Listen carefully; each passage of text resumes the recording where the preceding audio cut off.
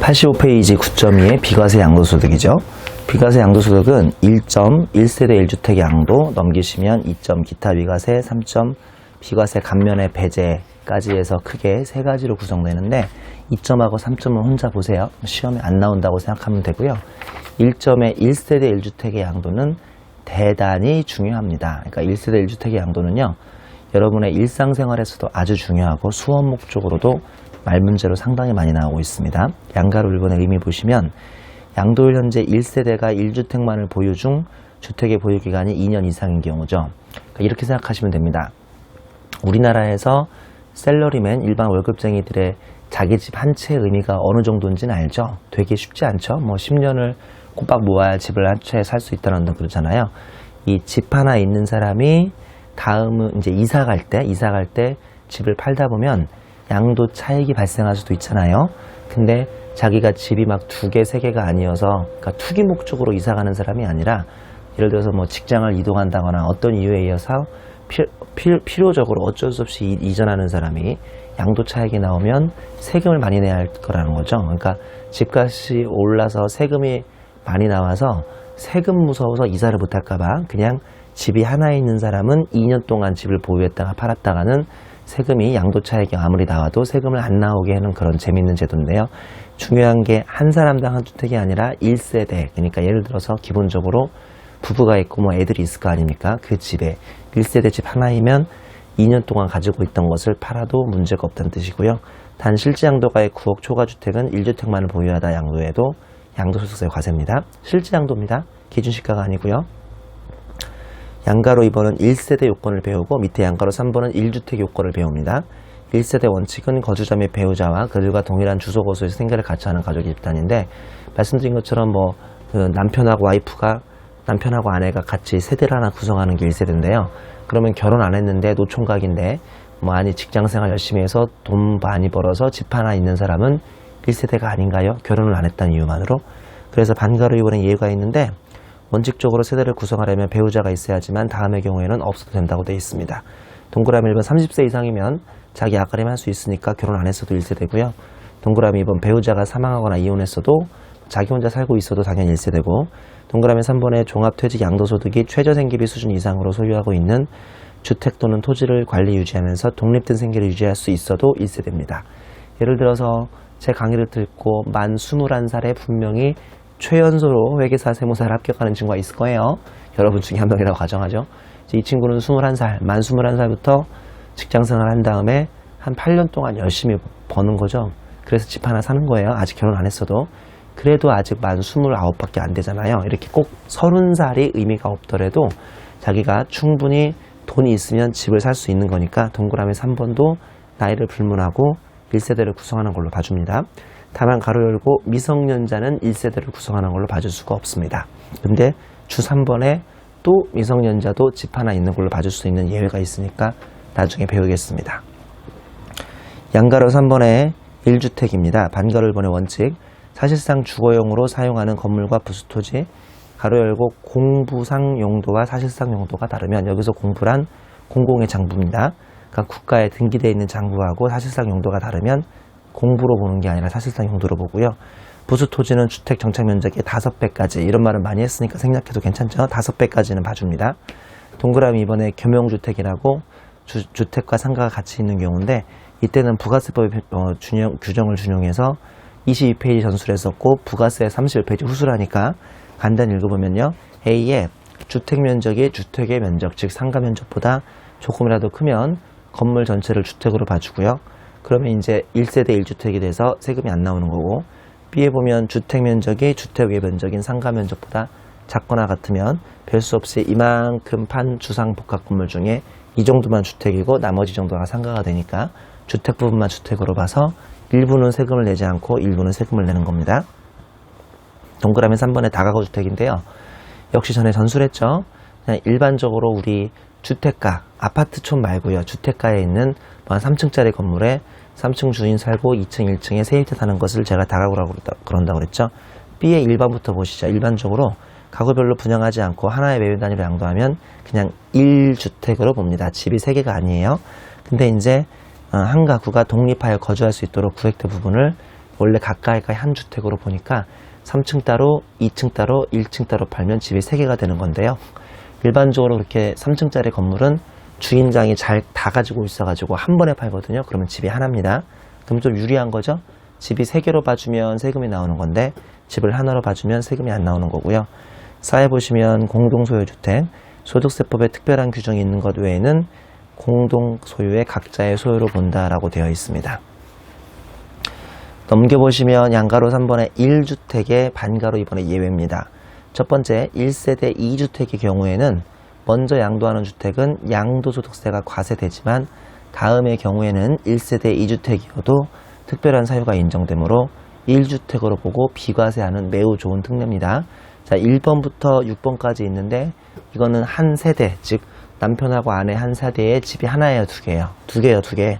그래도 세법에서 특별한 사유를 인정해줘서 집이 하나인 것처럼 봐주는 매우 좋은 특례인데요. 동그라미 1번의 일시적 2주택입니다. 이거는 정말 중요합니다. 수업 목적이든 일상생활이든 정말 중요한데요. 자, 옆 페이지 그림 보시죠. 내가 A주택을 가지고 있다가 그 A주택을 판 다음에 그 돈으로 B주택을 사게 되는데요. 그림을 잘 보세요. A주택이 경기가 안 좋아지고 안 팔려버린 거예요. 그래서 A주택이 안 팔린 상태로 내가 B주택을 보유하게 되는 거죠. 그림 보시면 9주택을 보유한 상태로 신주택을 사버리는 거예요.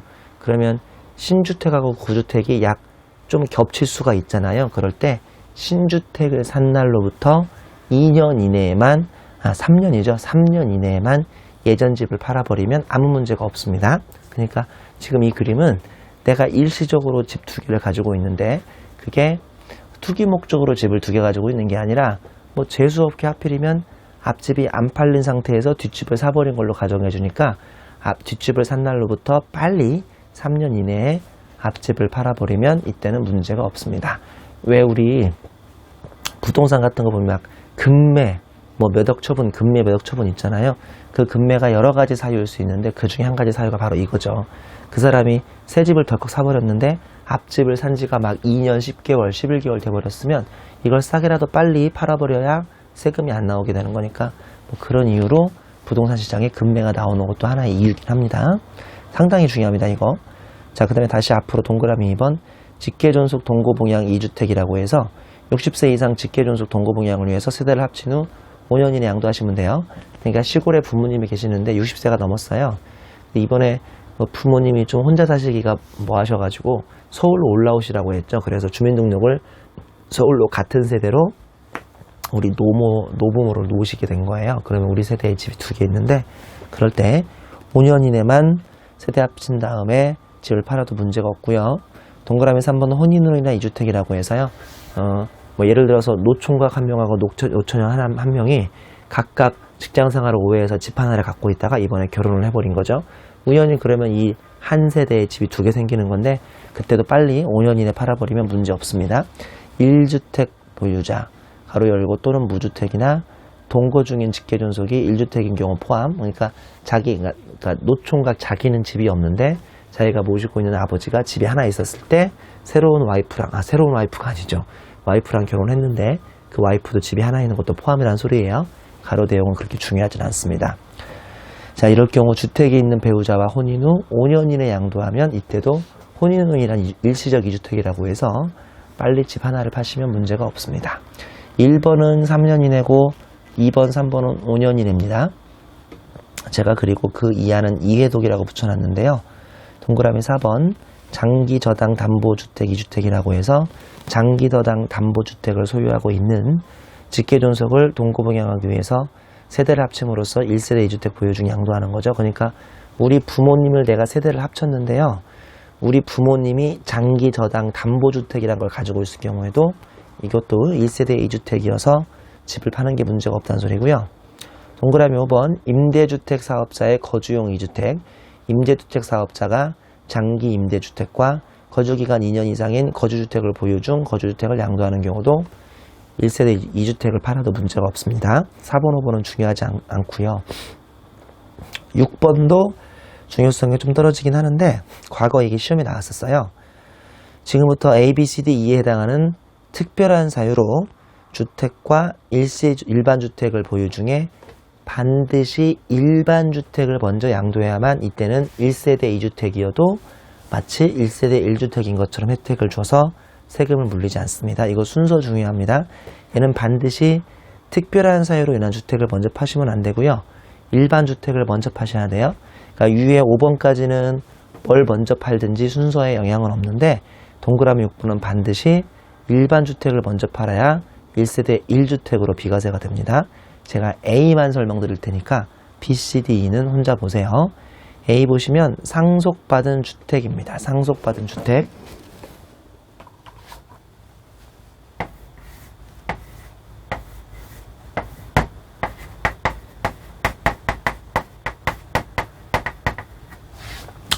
일반 주택이라는 표현이 좀 그런데 이게 원래 내 집이에요. 원래 내 집.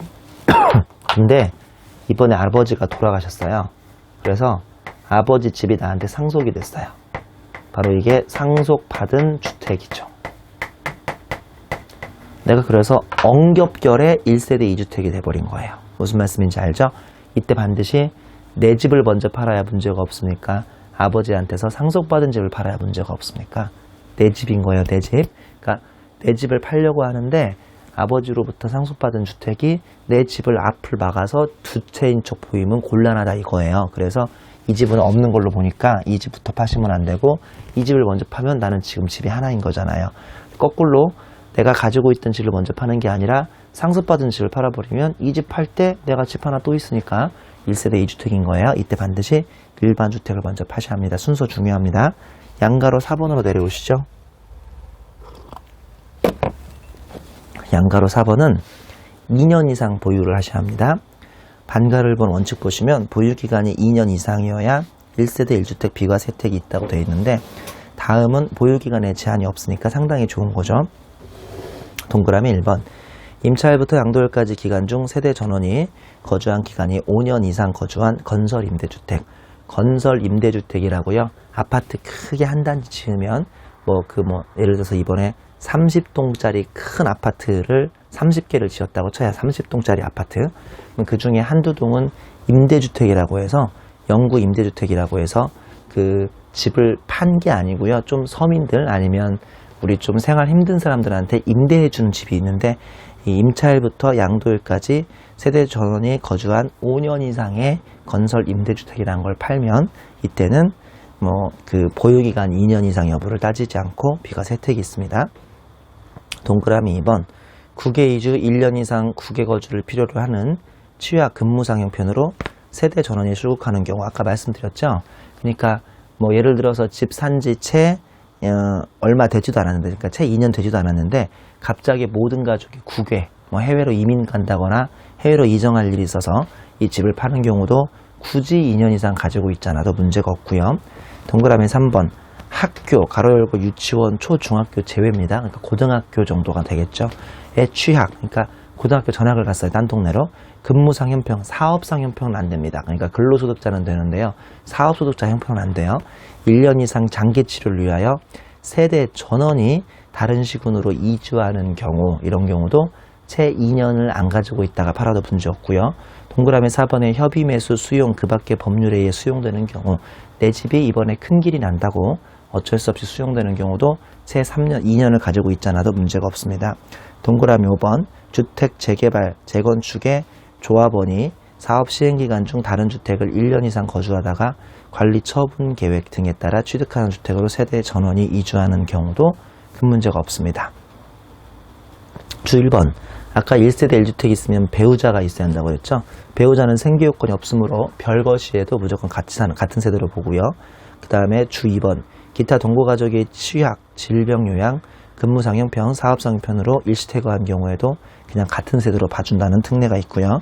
주 3번 미성년자의 결혼 또는 가족의 사망으로 1세대 구성이 불가피한 경우는 1세대로 봐줄 수 있다고 그랬죠. 자, 아까 1세대 1주택이 2년 이상 보유하고 있으면 집을 팔아도 세금 안 나오죠. 근데 세대를 구성하려면 배우자가 있어야 한다고 그랬죠. 근데 30세 이상이면 자기 앞가림 할 수 있으니까 배우자 없어도 1세대 된다고 그랬죠. 근데 자기가 나이는 20대 후반이라 하더라도 자기가 종합소득 등이 있어서 생활능력만 있으면 1세대 구성할 수 있으니까 배우자 필요 없다고 그랬죠. 근데 이렇게 하면 부자들이 자기 10대 아들, 딸한테도 집을 한 채 주는 것처럼 해서 세대를 분할해버릴까봐 장난치면 안 되니까 미성년자는 그래도 그게 안 된다고 그랬죠. 근데 마지막으로 주 3번에 보시면 미성년자가 결혼했거나 아니면 가족이 돌아가셔서 어쩔 수 없이 자기 혼자 세대를 구성하는 경우는 또 괜찮다는 거죠. 예를 들어서 뭐 좋은 사례인지는 모르겠습니다만 몇 년 전에 고 최진실 씨가 돌아가셨어요. 그리고 그분의 남편도 돌아가시고 다 돌아가셨어요. 그래서 그 아들인 환이라는 친구 있잖아요. 그 친구가 미성년자임에도 불구하고 어쩔 수 없이 세대주가 돼서 집을 하나 가지고 있다면 괜찮다는 뜻입니다. 실제로 그런지는 제가 몰라요. 그냥 여러분 이해하기 쉬우라고 사례를 들었을 뿐입니다. 주 4번에 2개 이상의 주택을 같은 날에 양도하는 경우는 당의 거주자가 선택하는 순서에 따릅니다. 그러니까 예를 들어서 7월 1일 날 동시에 제가 아파트 2채를 팔았으면요. 그 중에 먼저 판 것만 1세대 1주택 혜택을 줄 수 있을 텐데 이제 그거는 둘이 선택하는 순서에 따라서 1세대 1주택을 정할 수 있고요. 주 5번 보시면 1세대 2주택에서 일반적으로 구주택 처분 후 신주택을 취득하나 일시적으로 두 기간이 겹치는 경우가 있다고 그랬죠. 제가 실무에서 상당히 중요하다고 했는데 옆 페이지 있는 것처럼 구주택을 아직 안 판 상태에서 신주택을 취득했으면 신주택 취득일부터 빨리 3년 이내에 구주택을 팔면 문제가 없다고 그랬습니다. 그 다음에 주 6번부터 밑에 있는 참고까지는 그냥 한번 읽어만 보시면 되겠습니다. 그렇게 중요한 건 아니고요. 2번하고 3번도 수업 목적으로 시험에 거의 안 나오고요. 이 1번에 1세대 1주택이 압도적으로 시험에 많이 나오니까 한번 읽어보도록 하시겠습니다. 89페이지 9.3 양도소득세 계산 구조죠. 제가 지난 시간에 9.2까지 지치지 말라고 그랬어요. 9.3부터가 진짜라고 했습니다. 자, 지금부터 9.3을 설명합니다.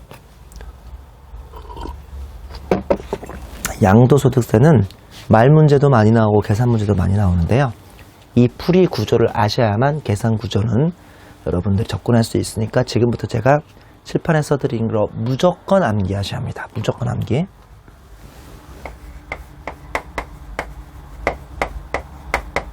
양도가액 빼기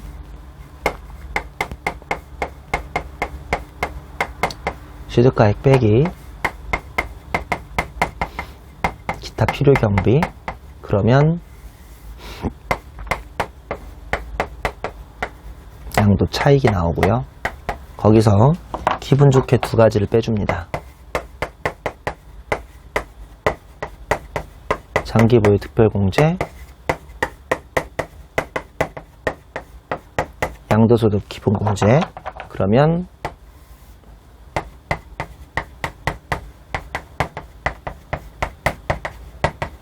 양도소득 과세표준이 나오죠. 여러분 아시겠지만 과세표준이 나오면 게임이 끝난 게 아니에요. 거기 밑에 뭐를 곱해야 합니까? 세율 곱해야죠. T% 그러면 산출세액 나오죠. 자, 잘 들으세요. 1차 시험 목적으로 양도소득 과세표준까지만 문제가 나옵니다. 계산 문제가. 밑에 세율 곱해가지고 산출세액 나오는 경우는 시험에 극히 나오지 않습니다. 왜냐하면 양도소득세는요, 세율이 상당히 실무적이고 복잡해서 웬만하면 1차 시험에서 건들지 않습니다. 그러니까 여기까지만 정확히 기억하셔도 큰 문제 없습니다. 자, 요거는 무조건 암기하셔야 돼요. 여러분 머리 좋으시잖아요. 이게 7줄이니까 제가 일부러 4글자씩 다 이렇게 축약을 했어요. 실제로 다른 책에 이렇게 4글자로 안 나와요. 길게 나오는데 제가 공부할 때 이걸 너무 힘들어해서 제가 실제 외울 때 다 이렇게 사사조 왜 우리 고시조 외우듯이 양도가액, 취득가액, 기타 필경, 양도차익 이렇게 4글자로 외웠기 때문에 다 제가 4글자로 일부러 요약을 했어요. 7줄이니까 47에 28이니까 여러분 머리 좋은데 28글자 못 외워요? 표정들이 못 외우신다 표정이네요. 제가 그래서 반으로 줄여드릴게요. 잘 보세요. 이렇게 외우시면 돼요. 양도가액에서 취득가액 빼고요. 필요경비를 빼면 차익이 나와요. 그럼 기분 좋게 공 2개를 빼요. 특공하고 기공 빼면 과표 나와요. 이 정도 외우시죠? 이거 14글자밖에 안 되거든요. 무조건 외우셔야 돼요. 양도 빼기, 취득 빼기, 필경 그러면 차익 나오고 기분 좋게 특공, 기공 막 특공대 가죠. 특공대. 특공, 기공 빼면 과표가 나옵니다. 이거 무조건 외우세요. 무조건 외우세요. 무조건. 선생님 근데 선생님 칠판에 쓰는 거랑 왜 책이랑 달라요? 좀 다르네요. 뭐가 다르냐면 왜 여기 어딘가에 이렇게 뭐 묶여있는 거 있잖아요. 이렇게 묶여있는 거. 이 3개는 지금 알 필요가 전혀 없어요.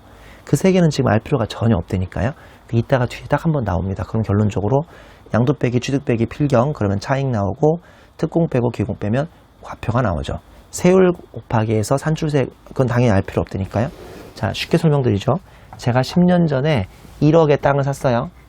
그리고 이번에 3억에 팔았어요. 그러면 나의 양도 차익은 2억 나오잖아요. 쉽잖아요.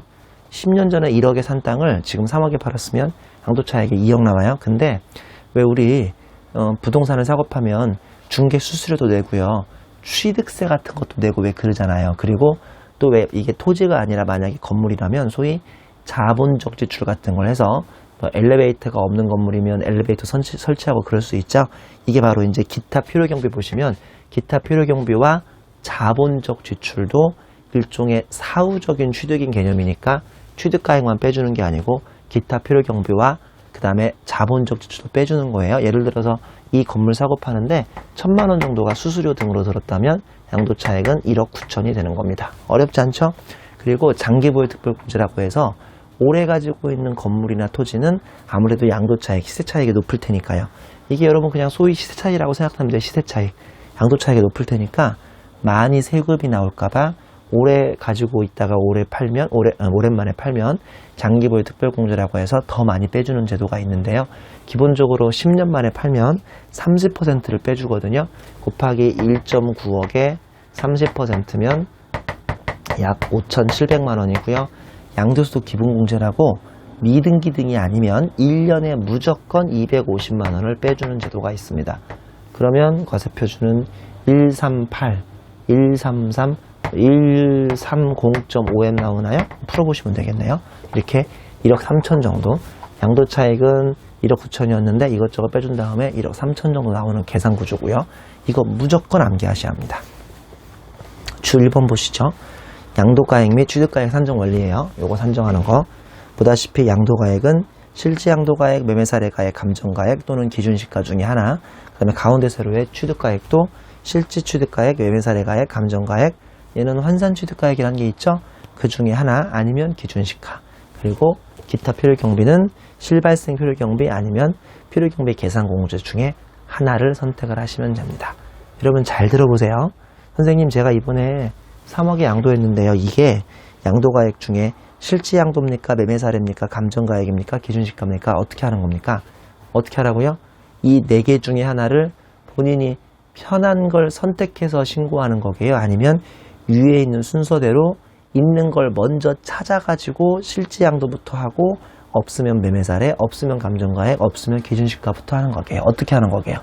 선택하는 거게요? 아니면 위에 있는 거부터 하는 거게요? 이거 후자입니다. 후자.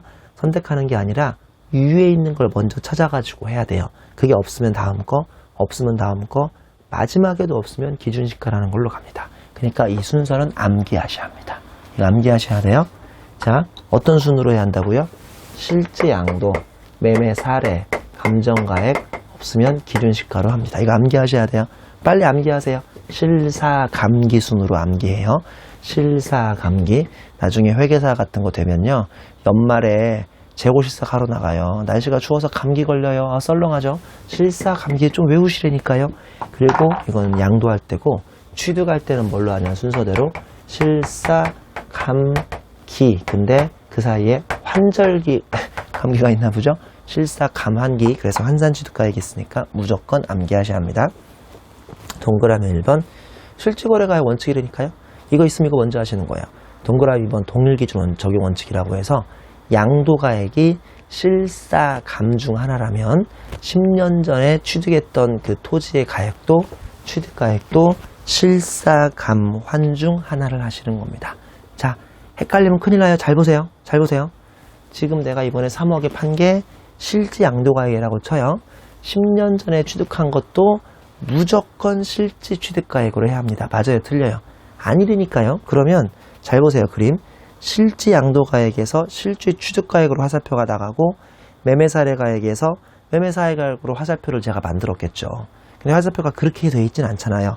그러니까 실지양도 매매사례 감정가액 중에 하나 또 그 다음에 화살표도 실지취득 매매사례 감정가액 환산취득가액 중에 하나로 되어 있으니까 자 이렇게 하는 거 나 아니다. 내가 지금 양도가액을 실지양도가액으로 했으면 10년 전 취득가액도 실지취득가액만 해야 한다. 맞아요? 틀려요? 그렇게 하는 건 아니라니까요. 순서대로 있는 거를 하면 된다고요. 이해하셨죠? 근데 잘 보세요.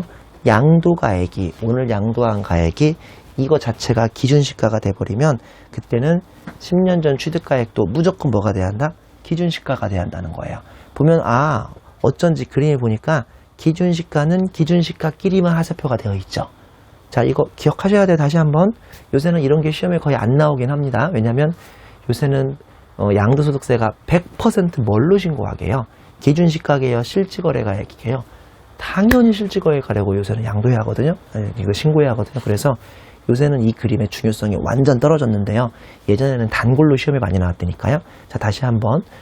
오늘 팔았을 때 양도가액은 무조건 뭘로 한다? 실사감기 중에 있는 걸 찾아가지고 순서대로 해야 한다. 실지가 있으면 실지하고 없으면 매매로 하는 거다. 자, 만약에 내가 양도가액을 두 번째인 매매사례로 가액을 했다. 그러면 10년 전 취득가액도 뭐를 차지한다?